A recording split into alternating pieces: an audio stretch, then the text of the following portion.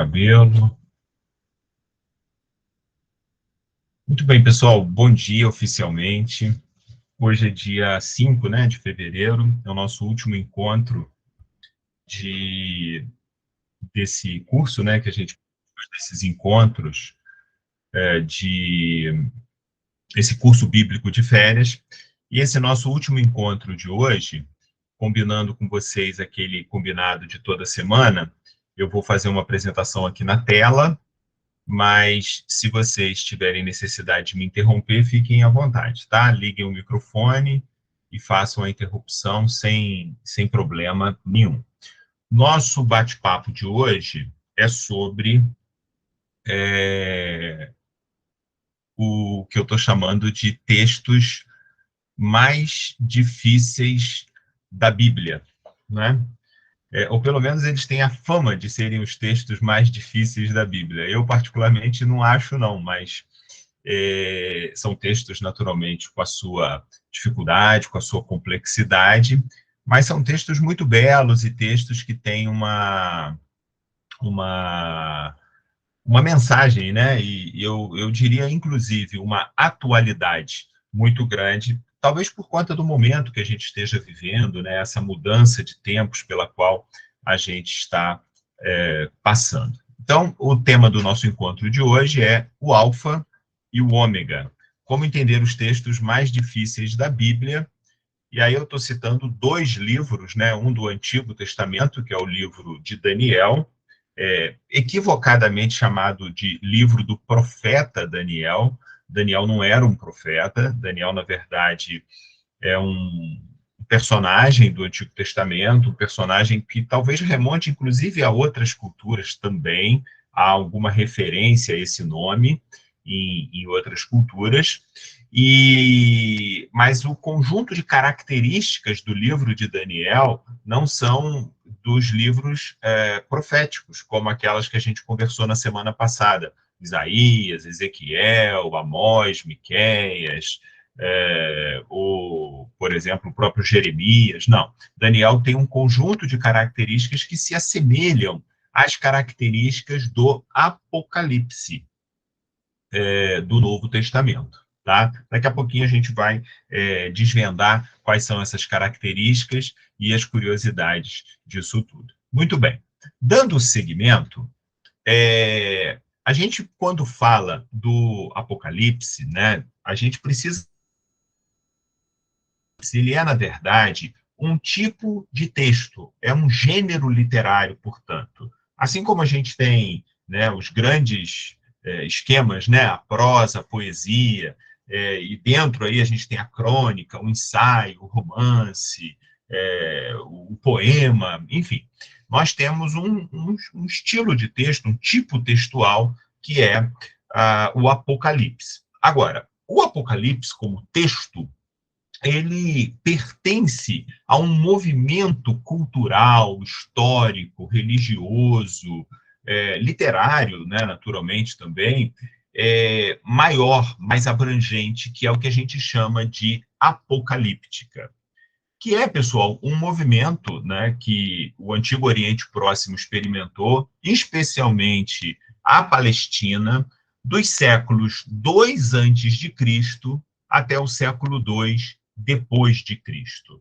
É, portanto, o ambiente onde esse personagem tão conhecido e tão badalado, né, na experiência judaica cristã, que é Jesus de Nazaré, viveu.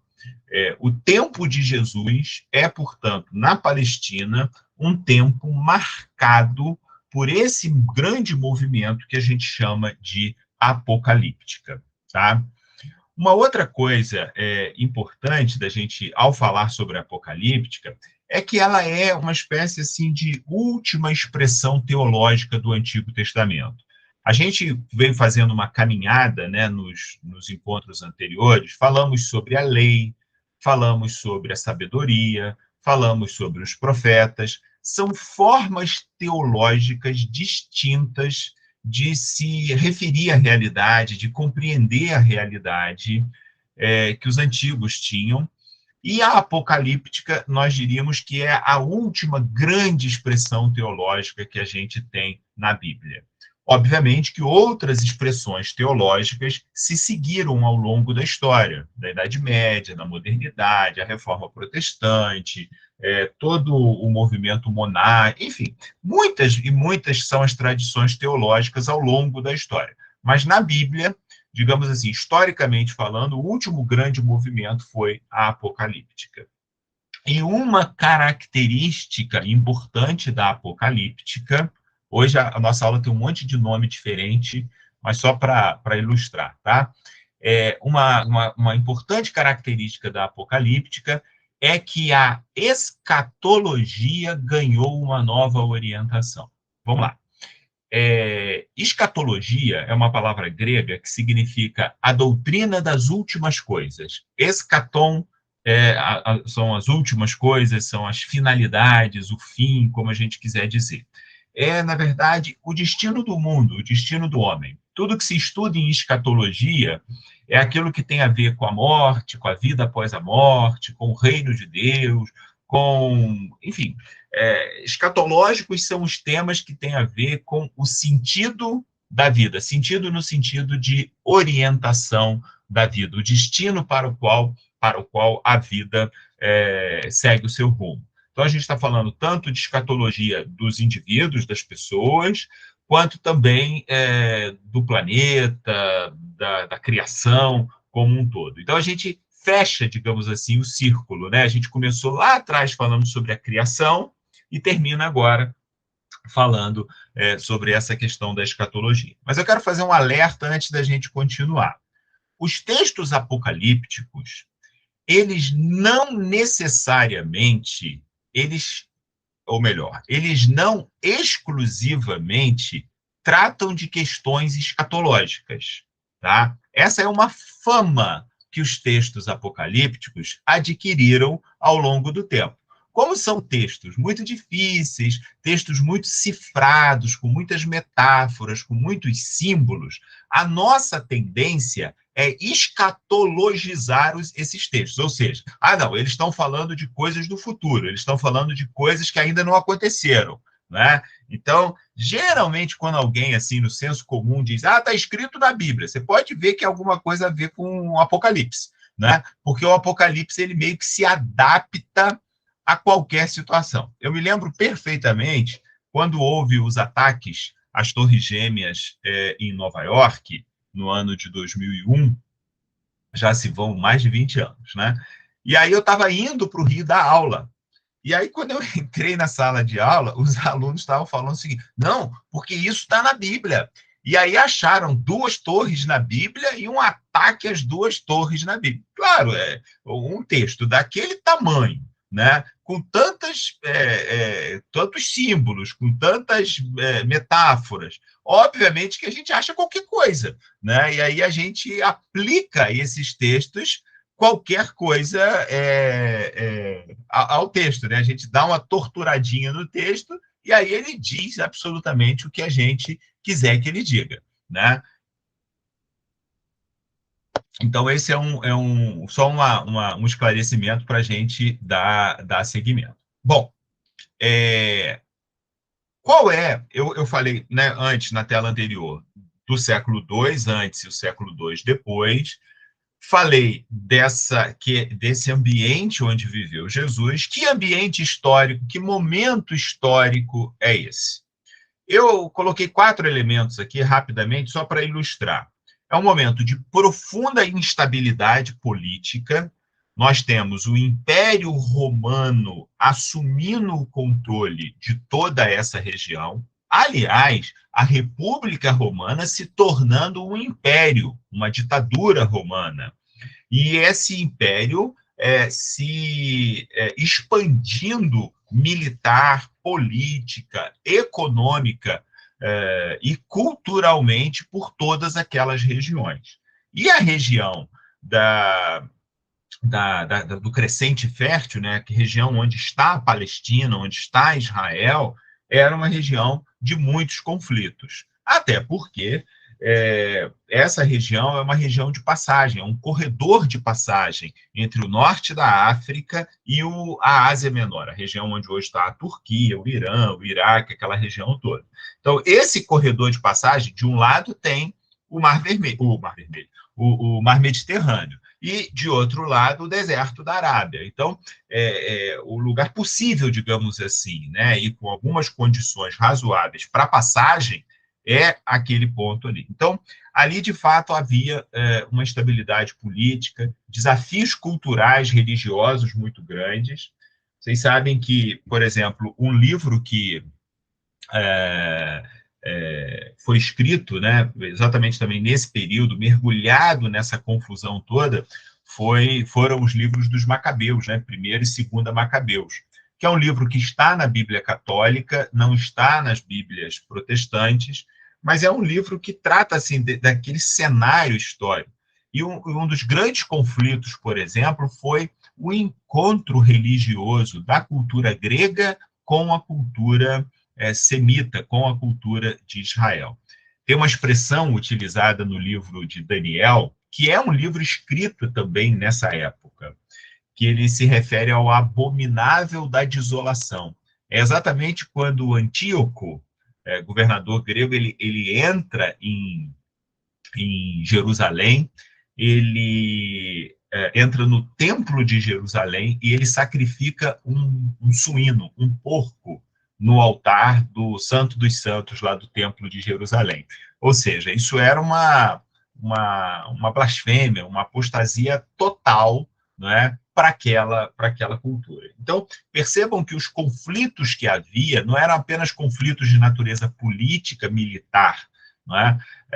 O caminho pelo qual essas culturas, essas grandes culturas da antiguidade, especialmente a cultura helênica, a cultura dos gregos, a cultura romana, que bebeu muito na fonte dos gregos, mas que tinha uma potência militar muito grande, elas realizavam a sua dominação por meio, por intermédio de instrumentos culturais, um deles, inclusive, a religião. Só para a gente ter uma ideia, todo o Antigo Testamento foi escrito em hebraico, algumas partes em aramaico, que era a língua nativa, digamos assim, dos israelitas. O Novo Testamento foi escrito em grego. Imaginem vocês, né? Numa cultura semita, numa religião de origem semita, entre pessoas de ascendência da cultura judaica semita, portanto, essa grande parcela de textos que vão influenciar todo o Ocidente foram escritos em grego, né? Por quê? Porque o grego já tinha se tornado a língua corrente naquela região. A própria palavra apocalipse que a gente está usando aqui é uma palavra de origem grega, né? Calipto significa véu e apo, tirar o véu. Apocalipse significa revelar. A gente tem uma palavra que a gente usa muito em português ultimamente, que é a palavra eucalipto. Tem a banda Calypso também, né? Mas tem o eucalipto, que significa exatamente isso. Calipto é o véu, né? A cobertura. Eucalipto é a boa cobertura, né? Ou, sei lá, provavelmente porque é uma árvore que dá uma boa sombra, ou cobre a vegetação, enfim, alguma coisa dessa natureza. Então, esse é o momento histórico, pessoal, um momento de instabilidade política, de muitos desafios culturais, religiosos, de ameaças externas, e uma coisa muito importante, que é a reconstrução do Templo de Jerusalém. Durante toda a vida de Jesus, só para a gente usar como exemplo, como parâmetro, o tempo de Jesus, o Templo de Jerusalém estava sendo reconstruído. Estava sendo utilizado, havia celebrações sendo realizadas nele, mas como uma grande catedral, né, que leva séculos para fazer sua construção, também o templo estava ali em todo esse processo. E toda a economia de Jerusalém, ela girava em torno das obras e das ações realizadas no Templo de Jerusalém. Tem um teólogo alemão já falecido, chamado Joaquim Jeremias. Ele tem um livro muito conhecido, e todo mundo que estuda teologia, lá nas primeiras lições, a gente tem que passar por esse livro, que é Jerusalém no Tempo de Jesus. E esse livro, que é um livro, Marli com certeza teve que estudar esse livrinho, né, Marli? É um livro grande, assim, com bastante informações, e ele mostra como que toda a economia, toda a vida cultural, a vida das famílias, em certo sentido, girava em torno da reconstrução do templo. Muito bem. Dando prosseguimento, a 70 traduz o verbo hebraico galá pelo grego apocalipto, ou apocaliptein, que significa descobrir, revelar, desvelar, retirar o véu. Só uma informação que talvez seja útil aqui: 70 é a designação que a gente dá para a tradução para o grego que foi feita da Bíblia hebraica. Vocês sabem que quando a Bíblia hebraica foi escrita, eu já mencionei isso há pouco, né? Foi escrita em hebraico, e como muitos judeus já não conheciam mais o hebraico, houve a necessidade da tradução desses textos para o grego. E conta a lenda antiga que 70 sábios se reuniram em Alexandria, no Egito, e em 70 dias promoveram a tradução. Imagina, Beatriz, você que trabalha com tradução, 70 pessoas fazendo uma tradução em 70 dias. Quer dizer, a probabilidade disso não dar certo é muito grande. Mas, enfim, foi assim que a história foi contada. A linguagem diferente, né? Oi? A linguagem fica diferente, né? A forma de expressão muito recortada mesmo. Com certeza. Na verdade, essa história, ela ajuda a legitimar aquele texto em grego como um texto sagrado, como um texto que a comunidade pudesse acolher como um texto verdadeiro, porque ele tinha passado, digamos, por esse crivo, né? Um crivo de um lado da comunidade e de outro lado da respeitabilidade desses sábios, etc, etc. Mas, na verdade, a gente sabe que esse processo de tradução levou muito mais tempo. Alguns textos, inclusive, já foram escritos originalmente no próprio grego, né? Os chamados textos deuterocanônicos, né? Judite, Tobias, primeira e segunda, eu mencionei agora, Macabeus, são o livro da sabedoria, o eclesiástico, foram todos textos já, Baruque, já escritos em grego, e alguns, inclusive, até no tempo posterior ao tempo de Jesus, embora sejam textos que estejam lá no Antigo Testamento, tradicionalmente. Então, enfim, tem algumas curiosidades, né, sobre isso. Mas o que nos interessa aqui é que nessa tradução, o verbo galá, que é o verbo apresentar, desvendar, mostrar o que está acontecendo, ele foi traduzido pelo verbo apocalipto, que é retirar o véu, como eu já disse. E aí essa palavra ganhou um significado esplêndido, né? Hoje em dia, a gente usa essa palavra muito, inclusive, e eu diria que a gente usa essa palavra muito errado, inclusive, porque todo mundo que usa a palavra apocalipse, ou pelo menos quase todo mundo, tem a ideia de apocalipse como o fim do mundo. Não tem um pouco essa conotação, né? Que é um filme apocalíptico. Significa... Aliás, tem filme, inclusive, com esse próprio título, né? Como se apocalipse fosse... faltou a palavra. Fosse sinônimo de fim do mundo. E não é. Apocalipse significa descobrir, revelar, né? A tradução de Apocalipse, a melhor tradução é revelação. Aliás, se a gente pegar uma Bíblia em inglês, o livro do Apocalipse é Book of Revelation, o livro da revelação, ou seja, lá na língua inglesa, a tradução seguiu a lógica de não repetir o nome grego e colocar o significado dessa palavra na língua inglesa, que é revelation, né? Revelação, tá? Muito bem. Dando sequência, duas coisas são muito importantes para a gente entender esse movimento que nós estamos chamando de apocalíptica. De um lado, o que eu estou chamando aqui de falência da profecia. E, de outro lado, a projeção para o futuro transcendente. Vamos lá. Primeiro, sobre profecia. Quem é o profeta? Né? A gente conversou sobre isso na semana passada. O profeta, basicamente, é um crítico da situação atual da sua sociedade. O profeta é, basicamente, alguém que funciona como um interlocutor da autoridade política e da autoridade religiosa, dos sacerdotes e dos reis, e ele apresenta denúncias diante dessas autoridades com relação à situação de pobreza, de opressão, de dominação, de pecado, entre aspas, que é a palavra que abrange tudo isso na linguagem bíblica. Essa situação de pecado deve ser denunciada, e quem faz esse trabalho é o profeta. Por que eu estou chamando a apocalíptica, que o berço da apocalíptica é um pouco a falência da profecia?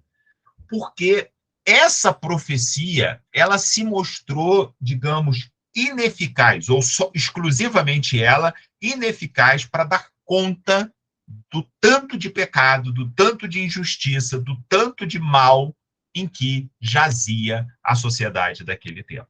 E aí, essa profecia, ela se mostra meio que insuficiente para revelar a presença de Deus, a salvação, o reino de Deus nessa sociedade. E aí começa a aparecer, então, a ideia de um futuro transcendental em que, depois da morte, a vida ainda continua, e nessa vida após a morte, haveria, portanto, as condições para a salvação, para o restabelecimento da justiça, para a instauração da igualdade e tudo mais. E aí os nomes vão variar muito: reino de Deus, reino dos céus, o céu, o paraíso, o novo Éden, enfim, aí os nomes na Bíblia e em textos fora da Bíblia, eles vão mudar bastante. E aqui já merece um pequeno parênteses para a gente fazer uma primeira observação, pessoal. A grande questão da literatura apocalíptica é exatamente essa corda bamba em que ela anda. Porque, ao mesmo tempo que ela faz, a exemplo dos profetas, a denúncia das injustiças pelas quais o povo está passando, ela projeta para um outro mundo o restabelecimento dessa justiça. E aí existe sempre o risco do escapismo, ou seja, a vida é assim mesmo, é uma fatalidade, a gente não tem o que fazer, então tem que esperar o outro mundo para no outro mundo a justiça se restabelecer. E com isso a gente acaba legitimando as injustiças acontecidas nesse atual mundo, né? Ou seja, tira da frente de batalha, da frente de luta, da resistência essas figuras. Mas essa é uma leitura equivocada da apocalíptica. A gente vai ver que, na verdade, é um recurso que a apocalíptica utiliza para mostrar, não, o controle da história não está na mão das injustiças que nós estamos sofrendo. Existem forças maiores que controlam a história e a gente pode confiar, porque a tempo e a hora a justiça será restabelecida. No fundo, a apocalíptica ela inspira, ela recrudesce mais ainda a resistência daqueles que acreditam no mundo de justiça. A gente vai ver alguns elementos disso aqui. Eu coloquei alguns exemplos, isso aqui depois o pessoal pode ler com calma, a gente não vai ler tudo isso. São textos na Bíblia em que esses elementos apocalípticos aparecem, né? Eles não estão nos livros tradicionalmente apocalípticos. Por exemplo, o profeta Zacarias, de 1 a 8, o profeta Ezequiel, 38 e 39, que são os oráculos contra Gog, a história dos gafanhotos lá no profeta Joel, capítulo 4, o terceiro Isaías e a nova criação, né, aquele texto célebre, inclusive a gente vai ler ele aqui daqui a pouquinho, de Apocalipse, lá no capítulo 22, ele é, na verdade, um remake desse texto de Isaías 65, 66, né? A nova criação, vi um novo céu e uma nova terra, enfim. O Apocalipse de Isaías, né? Dentro do livro do profeta Isaías, a gente tem 4 capítulos ali, 24, 25, 26 e 27. Se você ler, você vai observar que a linguagem dele é completamente diferente do restante do livro. É como se houvesse um pequeno Apocalipse enxertado ali no meio de Isaías. A segunda parte de Zacarias, do capítulo 9 ao 14, e o último quadrinho que eu coloquei aí, uma apocalíptica plenamente formada, não se encontra antes do século II a.C. Ela aparece pela primeira vez no livro de Daniel. Bom, aqui nessa tela, pessoal, eu coloquei algumas características. Quem já leu os textos bíblicos, ou do Apocalipse, ou de Daniel, vai identificar todas essas características nesses 10 quadrinhos que eu coloquei aqui nessa tela. Vou falar rapidamente, tá? A escrita dos Apocalipse é em prosa. Há muita linguagem figurada, muita metáfora, muitos elementos simbólicos. Mas a escrita é em prosa. É uma história que está sendo contada. Ele tem visões, ele ouve, ele descreve, mas basicamente o texto é um texto em prosa. Claro que existem enxertos nesse texto que são formas poéticas, às vezes uma canção, às vezes uma oração, uma doxologia, né? São pequenos enxertos que ilustram. Por exemplo, lá no livro do Apocalipse, a gente tem textos belíssimos. Digno de honra e de glória ao Senhor, Deus, Criador do céu e da terra. Então, por exemplo, santo, santo, santo é o Senhor, que a gente leu do profeta Isaías, que é o Apocalipse. Enfim, são textos de natureza poética que são repetidos, mas dentro do fluxo da prosa. Linguagem simbólica, que eu já mencionei. E aí, pessoal, símbolo tem de tudo. Tem cor, tem número, tem animal, tem elemento da natureza, tem pedra, tem um monte de coisa. É cavalo, é urso, é leão, é ouro, é prata, é estrela, é lua, enfim, tem as cores, né? O vermelho, o amarelo, o verde, mais ou menos a mesma coisa, né? Que a cor da morte, né? Da carne em estado de putrefação. Até irônico, né? A gente pensar nisso.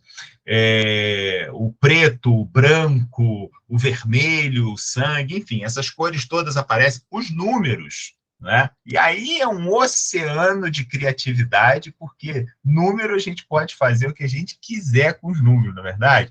Número 1, número 2, o número 3, né, o número da perfeição, o número 4, os 4 cantos da terra, 3 mais 4 que dá 7, o número da perfeição, 3 vezes 4 dá 12, os 12 discípulos de Jesus, as 12 tribos de Israel, aí 12 vezes 12 dá 144, aí tem lá um texto de 144 mil, o número dos eleitos, né, Marli? Enfim, aí a gente começa com os números, a gente monta absolutamente o que a gente quiser, né? Então, daí também um pouco a dificuldade, né, de interpretação, porque não tem um manual que eu possa dizer assim, não, isso significa aquilo significa, e vai assim, sabe, de correspondências, porque o texto é muito rico, né? E ao longo do tempo, ele foi se prestando também a interpretações diferentes. Na própria Bíblia, determinados símbolos significavam uma coisa, depois passaram a significar outra. A história das tradições. Isso aconteceu também com o Apocalipse. Outra característica, a pseudonímia. Os textos apocalípticos são atribuídos a autores que não são os seus autores, né? Então, geralmente, essa ideia da pseudonímia, ela está ao lado dessa ideia que está embaixo aí no quadrinho, ó, vaticinium post-evento. Ou seja, um vaticínio que acontece depois do evento, né? Então, basicamente é assim. Vamos tentar ilustrar da seguinte maneira. Imaginem o livro de Daniel. O livro de Daniel foi escrito quase que na mesma época, lá na frente, no século I, século II antes de Cristo. Mas ele começa a sua história no século VI antes de Cristo, 4 séculos antes. E aí ele coloca o autor dessa história lá no século VI antes de Cristo, como se ele, lá no passado, estivesse olhando para o futuro, prevendo o futuro e revelando esse futuro. Mas, na verdade, o autor de Daniel ele está lá no século II. Ele já sabe de tudo o que aconteceu para chegar naquele momento. É claro que ele está preocupado com o que vai acontecer logo depois da época dele, né? Porque ninguém escreve simplesmente pensando no passado. A gente escreve olhando para o passado, mas para, de alguma forma, iluminar o nosso presente, tentar entender um pouco, mudar talvez um pouquinho o nosso destino e assim por diante. Sobretudo em textos religiosos que têm uma preocupação política, né, de intervenção na sociedade. Muito bem. Então, essa ideia é assim, o autor do texto, a autora do texto, ele está no tempo chamado hoje. Aí ele vai lá no passado, coloca um autor conhecido da comunidade como o principal personagem, o autor do texto. E esse autor lá do passado, ele olha para frente e ilumina e escreve aquilo que viria a acontecer, mas que, na verdade, já aconteceu. Essa ideia do vaticinium post-evento, né? E a pseudonímia, ou seja, ele se esconde atrás de um autor que é reconhecido pela comunidade. Ah, isso é fraude? Ah, isso é má-fé? Não. A gente está tratando de uma sociedade de 22 séculos atrás. A gente está tratando de uma sociedade em situação de perseguição política e religiosa, em que esses autores precisam, de alguma forma, se resguardar, né? Então, a figura de um pseudônimo, ou se a gente quiser usar na linguagem lá do Fernando Pessoa, né? Um heterônimo, alguém que, enfim, uma outra personalidade, uma outra coisa, é perfeitamente cabível, né? Isso aconteceu com os textos apocalípticos. A ideia de um testamento, ou seja, ele escreve para deixar para as gerações futuras. De um arrebatamento, ele está tendo uma visão de algo a partir de cima. Ele tem uma localização privilegiada, e a partir dessa localização privilegiada, hoje em dia, isso até perdeu um pouco de graça com a história do drone, né? Qualquer filmagem, tem um drone lá do alto, assim, olhando, a gente vê tudo, mas é uma visão privilegiada que quem está na experiência de um arrebatamento tem. Já mencionei a questão da visão e da audição, né? Ele vê, ele ouve, e a partir dessas experiências sensoriais, ele transmite a informação. Uma impaciente expectativa pelo futuro. Eu escrevi uma pequena revista, muitos anos atrás, e o título da revista era Até quando, Senhor? Ponto de interrogação. Que é uma expressãozinha que aparece lá no livro do Apocalipse várias vezes, né? O autor do Apocalipse está se perguntando até quando que a gente vai ter que enfrentar isso que a gente está enfrentando? Quando é que as coisas vão se resolver?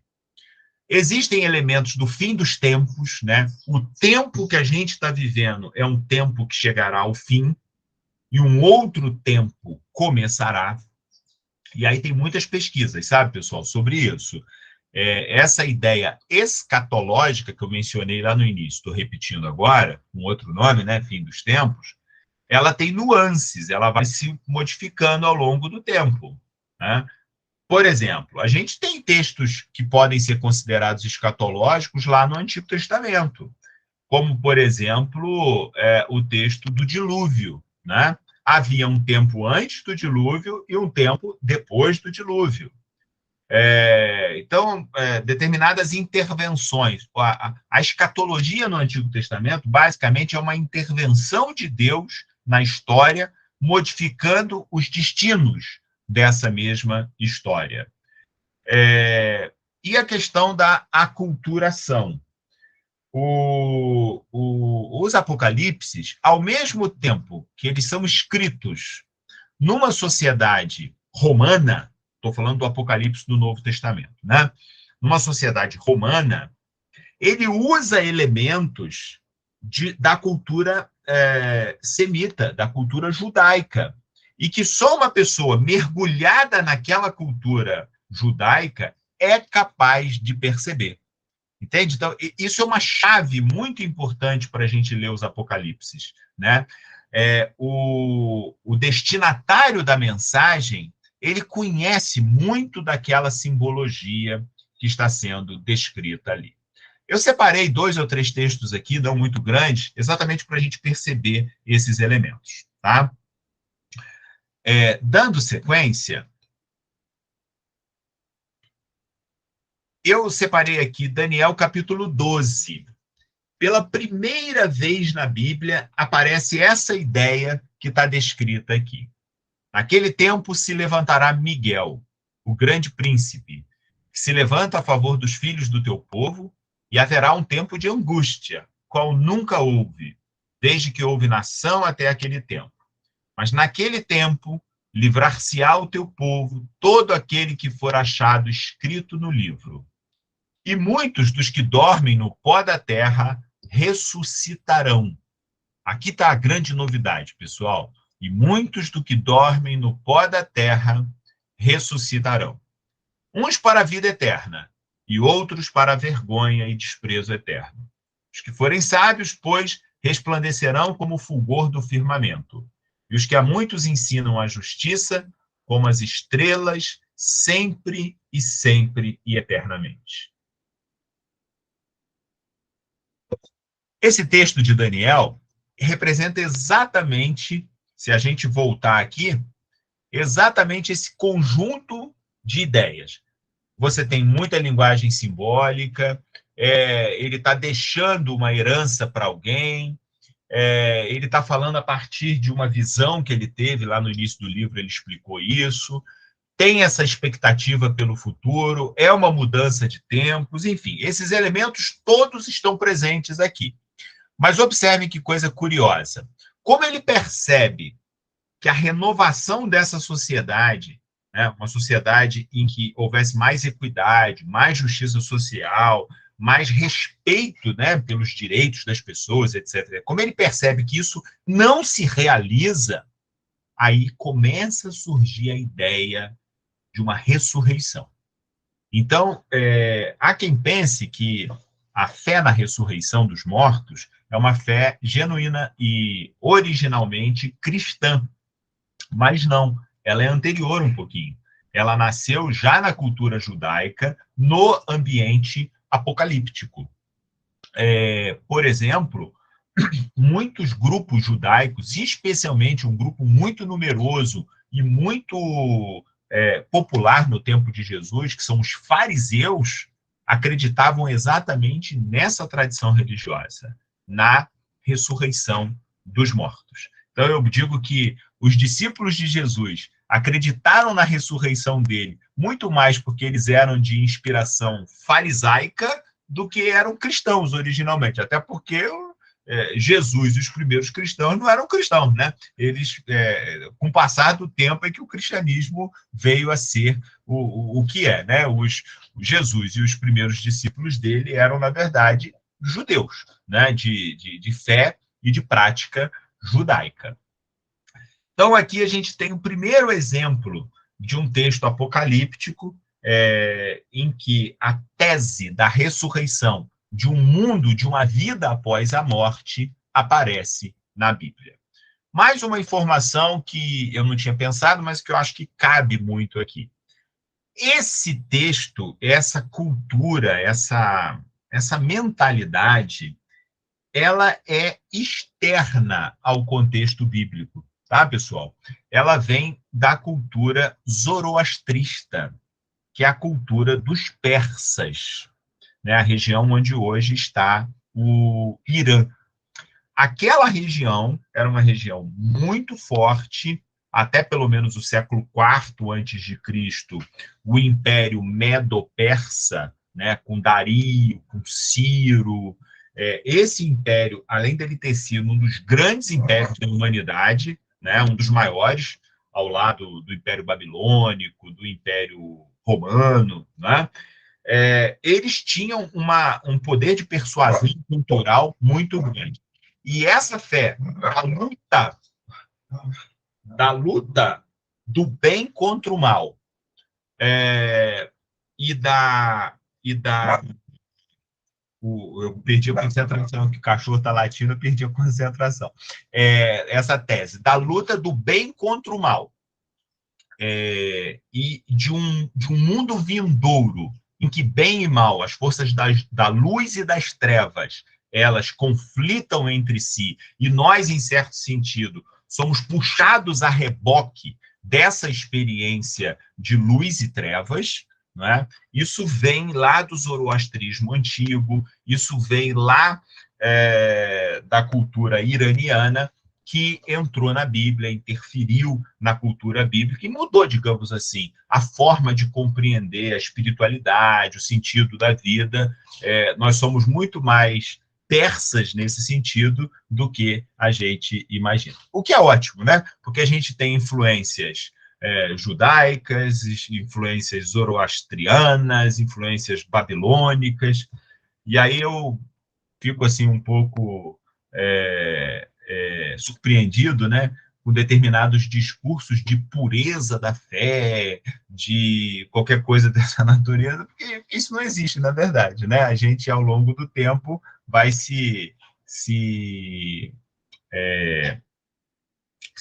como é que eu posso dizer? Se enriquecendo com as culturas outras, né, que não aquelas nas quais a gente nasceu. Muito bem. Dando prosseguimento, eu coloquei um outro texto, esse do Apocalipse do Novo Testamento, Apocalipse 1. Aqui esse texto, pessoal, sem muitas explicações, tá?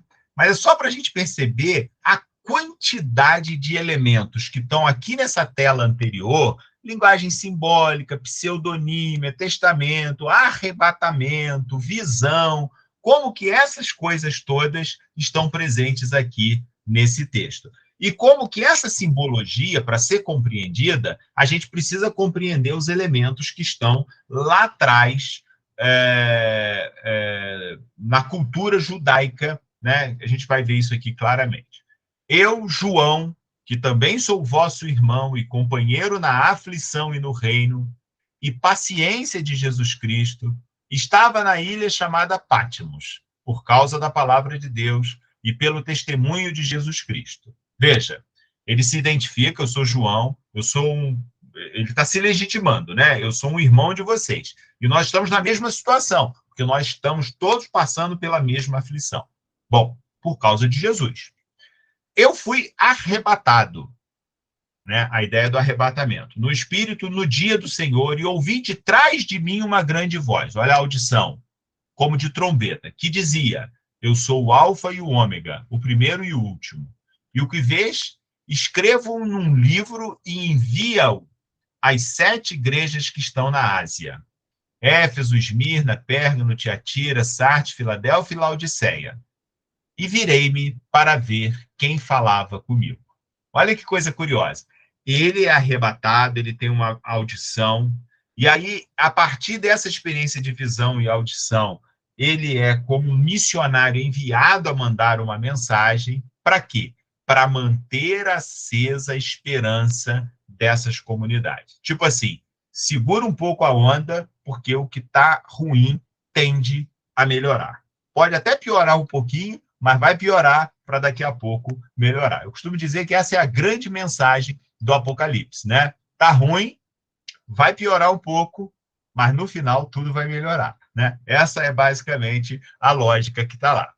E virando, me vi 7 castiçais de ouro, e no meio dos 7 castiçais, um semelhante ao Filho do Homem, vestido até os pés de uma roupa comprida, e cingido pelos peitos com um cinto de ouro. Olha só, roupa branca, cinto de ouro, sua cabeça e cabelos eram brancos como a lã branca, como a neve, e os seus olhos como chama de fogo, e os seus pés semelhantes ao latão reluzente, como se tivessem sido refinados numa fornalha. Olha a quantidade de elementos, Se alguém leu lá o livro de Daniel, isso fica claro como que é a ideia dos metais, da fornalha, né? Daniel foi para dentro de uma fornalha, lembram dessa história? Aquele elemento que tem aquela estátua grande lá, que os pés, né? Então a cabeça era de ouro, o tronco de bronze, os pés de barro. Aqui é o contrário, os pés são refinados numa fornalha. E a sua voz como a voz de muitas águas. Ele tinha na sua mão 7 estrelas, e da sua boca saía uma aguda espada de 2 fios. E o seu rosto era como o sol, quando na sua força resplandece. E eu, quando o vi, caí a seus pés como morto. E ele pôs sobre mim a sua mão, dizendo-me: não temas, eu sou o primeiro e o último, e o que vivo e fui morto, mas eis que estou vivo para todo sempre. Amém. E tenho as chaves da morte e do inferno. Escreve as coisas que tem visto, e as que são, e as que depois destas hão de acontecer. Olha que coisa curiosa. As que tem visto para trás, as que são agora, e as que hão de acontecer. O mistério das 7 estrelas que viste na minha destra e dos 7 castiçais de ouro. As 7 estrelas são os anjos, né? Os pastores das 7 igrejas. E os 7 castiçais que vistes são as 7 igrejas. Apocalipse 1, de 9 até 20. Isso está no primeiro capítulo de Apocalipse. Ele já abre o livro dele, praticamente, né? Tem um texto preambular anterior, mas aqui é a primeira visão do Apocalipse, e aqui ele passa a inaugurar. Um dia, se vocês quiserem, a gente marca de fazer um bate-papo, assim, 2, 3, né, porque é grande, exclusivamente sobre o livro de Apocalipse. E aí, pessoal, eu vou aqui sintetizar esse conjunto de informações que eu trouxe para vocês, né? Da literatura apocalíptica, eu tiro pelo menos 5 grandes conclusões que eu acho que é importante a gente carregar. Mesmo a fé precisa se refazer. Em que sentido que eu estou dizendo isso? A gente falou de profecia, a gente falou de sabedoria, a gente falou de lei, a gente falou de um monte de coisas. São visões teológicas diferentes sobre a realidade. Mas mesmo a fé, mesmo as visões teológicas, elas precisam se refazer. Ou seja, elas precisam se reinventar. Elas caducam se elas param no tempo e no espaço. E é exatamente isso que a gente observa ao longo da Bíblia. Visões antigas que não são desprezadas, elas estão incorporadas aqui nessas novas visões, mas elas são reelaboradas, elas são atualizadas. Aliás, eu tenho um grande amigo, que foi professor do Jaci também, eu acho, que ele costuma dizer o seguinte: a teologia, ela é a atualização da revelação. Em que sentido significa isso, né? A gente parte do princípio que há uma revelação, a gente acredita que Deus se revela à humanidade. Ok.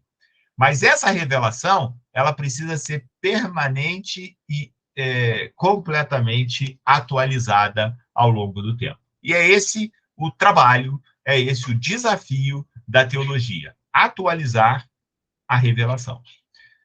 Outro elemento que eu coloquei aqui: a vida é uma luta. É isso. A gente está o tempo todo em conflito, em tensão, em luta.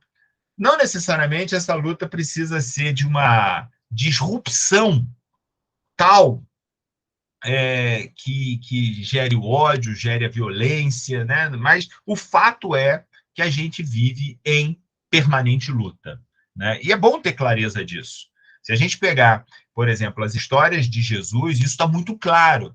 Não é aquela coisa paz e amor, tranquila, sem nenhum tipo de engajamento. Não.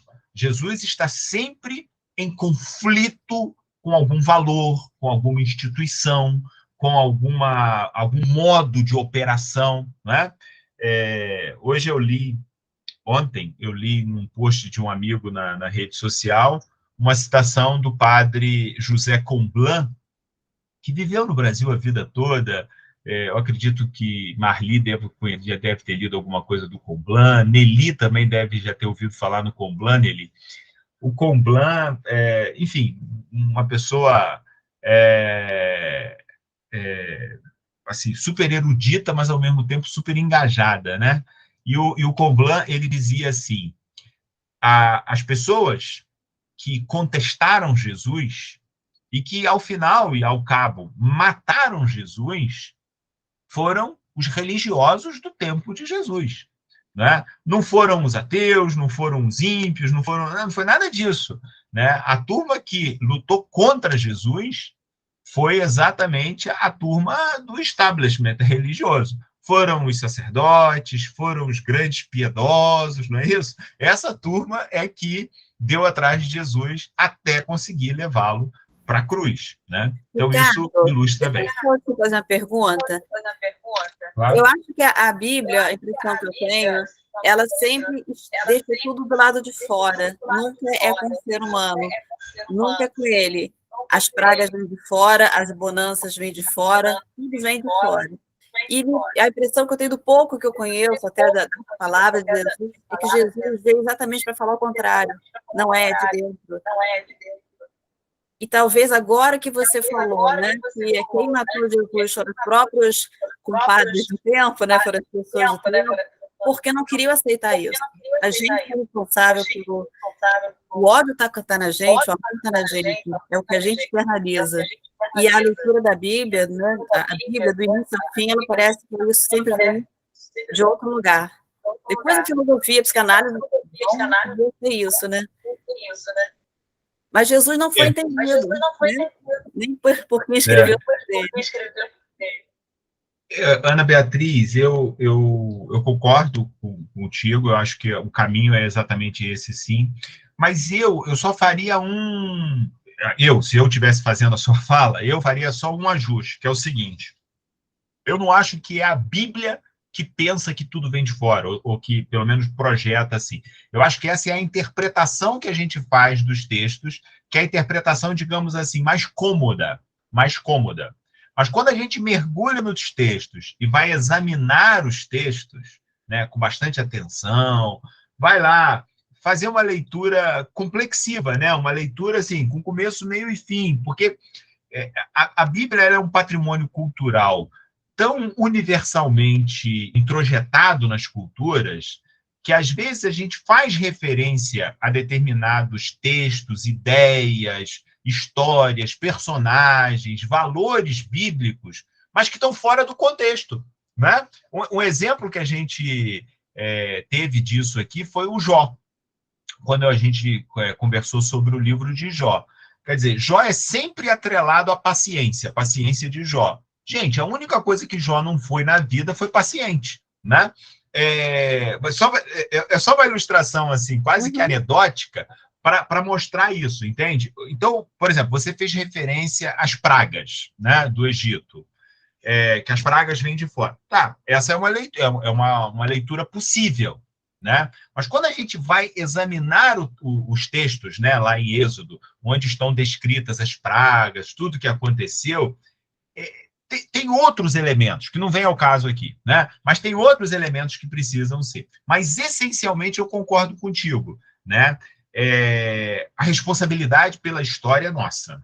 A responsabilidade mas não na parte pela de história... Jesus, né? Na fala de Jesus, até quando ele fala, né, conhecereis a verdade vos libertará, é a nossa verdade, né? Mas isso fica como se houvesse a verdade. A impressão é que ele não foi compreendido por quem escreveu sobre ele. Mas é só uma impressão, porque tudo que sei que nada sei. Não, tá ótimo, é isso mesmo, é para isso mesmo que nós estamos aqui. Há injustiças demais por aí, né? Mencionei, mas, ao mesmo tempo, há que alimentar a esperança.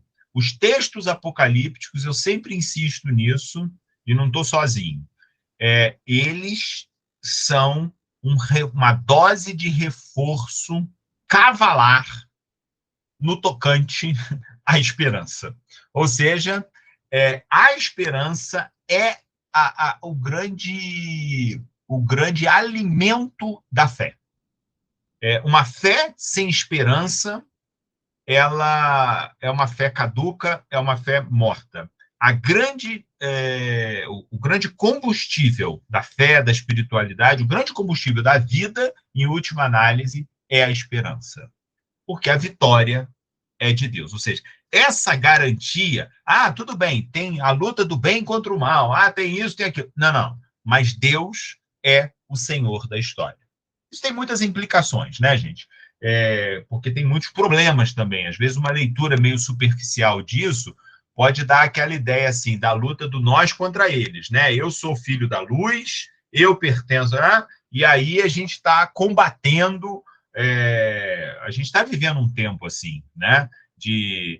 Do nós contra eles, né? Nós somos os filhos da luz, eles são os filhos das trevas, e é importante combater as trevas, essa coisa meio maniqueísta, que, de novo, vem lá daquele zoroastrismo que eu mencionei para vocês. O maniqueísmo vem de lá, né? Mani, o sacerdote lá que cultivava essa lógica toda. Mas aqui no Apocalipse, não. Existe um senhorio dessa história, ou seja, a história é como se ela já tivesse assegurada na história a vitória da justiça, a vitória da vida, né? A vida tem a palavra final. Por isso, a tese da ressurreição é muito forte na literatura apocalíptica. Deixa eu só falar uma curiosidade aqui com vocês antes de ir para a última tela, que é um texto para a gente ler e terminar juntos. Vocês sabem que o livro do Apocalipse, ele foi um dos últimos a ser escrito no Novo Testamento. Ele teve, na igreja primitiva, nas comunidades primitivas, muitas comunidades não aceitavam o livro do Apocalipse, não liam o livro do Apocalipse, porque ele era tão confuso, tão cheio de símbolos, que ele dava muito mais problema do que...